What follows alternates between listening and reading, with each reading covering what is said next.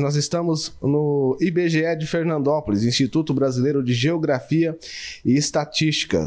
Vamos conversar com Júlio César, coordenador de área do IBGE Fernandópolis. Júlio, prazer em tê-lo conosco, Rádio Difusora FM, bom dia. Nos fala como estão os trabalhos relativos ao Censo 2022. Bom dia, Samuel, bom dia aos ouvintes da Rádio Difusora. Nós estamos na fase final, tá? do andamento do censo. Estamos concluindo os 13 setores restantes. A cidade tem um total de 184 setores e a gente está finalizando aí o 13º setor. Assim, todos os setores já foram feitos, já foram executados, finalizados. A gente está correndo atrás agora do pessoal que se recusou a responder à pesquisa, que ainda tem, infelizmente, alguns quantitativos aí de domicílios com essa característica. E aí a gente está com a previsão de encerrar para o final agora de maio. Então a gente está correndo contra o tempo aí para poder entregar os trabalhos com a melhor qualidade possível. Quantas etapas ainda faltam para o encerramento do Censo 2022? Falta a etapa de verificação dos dados colhidos depois que concluir a coleta desses setores, né?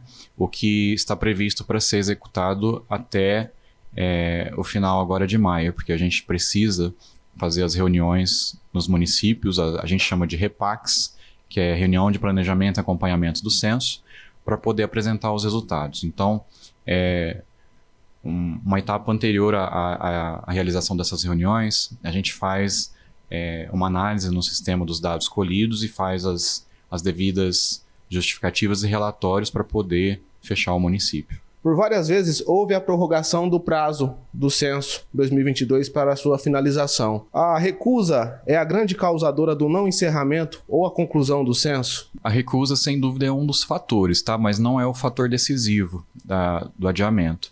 Nós tivemos desde o início problemas com o quantitativo de pessoal para poder trabalhar, teve falta de pessoas para poder trabalhar como recenseador, e isso prejudicou bastante o andamento dos trabalhos. Nós tivemos problemas com dificuldade de recenseadores em trabalhar com o DMC, com o aparelhinho que a gente chama de dispositivo móvel de coleta, que é como se fosse um celular, né? A gente chama como o DMC. Então tivemos problemas nesse sentido também. O pessoal, às vezes de mais idade, que foi selecionado no concurso, teve um pouquinho de dificuldade nesse sentido. Tivemos problemas com moradores ausentes, que às vezes estavam em viagem, e realmente foi muito complicado achar algumas pessoas. Então a gente está, nesse sentido, correndo atrás, conforme eu falei anteriormente, na finalização desses setores, para poder justamente coletar as informações desses moradores que a gente não conseguiu ter acesso desde o início. Em números, como está o cenário atual sobre o Censo 2022 aqui em Fernandópolis? Olha, em 2022, em dezembro de 2022, o IBGE lançou uma prévia da população. Então, a população que foi liberado as informações pela estimativa, pela prévia, né, que o IBGE liberou em dezembro de 2022, foi de 71.826 habitantes em Fernandópolis. Atualmente, nós estamos no relatório do nosso sistema com o número de 70.588 pessoas entrevistadas. Por que esse número está menor? Esse número que eu estou passando hoje aqui pelo sistema é um número que o IBGE não embutiu a média de moradores, porque assim, quando foi divulgada essa prévia em dezembro de 2022, o IBGE já embutiu a média de moradores que não foram encontrados por alguma razão, ou por recusa, ou porque o domicílio estava fechado e a gente não conseguiu de forma alguma encontrar o morador por viagem ou por outro motivo. Então aí o IBGE, nesses casos que é averiguado que reside alguém no domicílio e não é encontrada essa pessoa, o IBGE lança uma média de moradores. Então é um número que é acrescentado ao número já coletado. Então aquela prévia que foi divulgada em dezembro, ela é maior.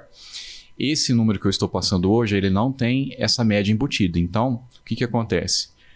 Esse número ele vai ser somado com a média que posteriormente o IBGE vai embutir a média de moradores que não foram encontrados. Por mais que a gente faça esse esforço para poder encontrar essas pessoas, sempre vai haver aquelas que realmente de forma alguma a gente vai conseguir, infelizmente, contabilizar. Então, nesses casos, o IBGE vai colocar essa média. Então, esse número ainda vai subir, tá bom?